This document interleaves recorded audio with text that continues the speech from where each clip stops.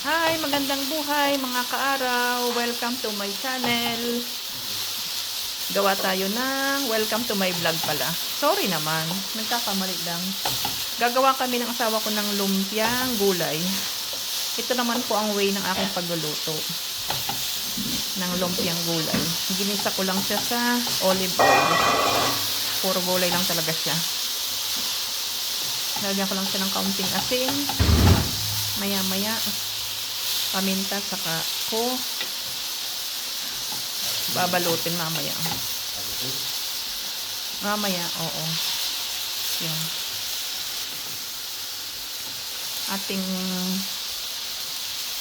Ating balutin lang na, ating anuhin lang. Yan. Tunawin. Anong tawag doon? Lantahin ng konti. Para maganda ang pagbabalot natin. Ito lang kasi yung aming gulay na nandito. Kaya ito lang ang pwede namin gawin. Mamaya uli.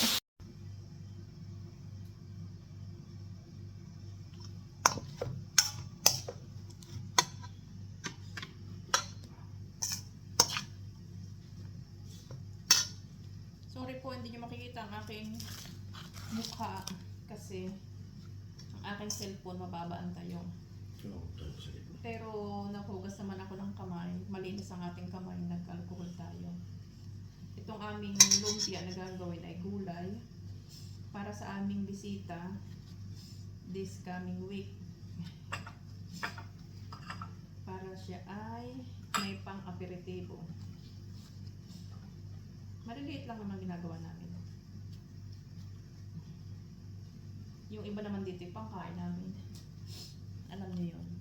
Siyempre kasama din kami sa aming ginagawa.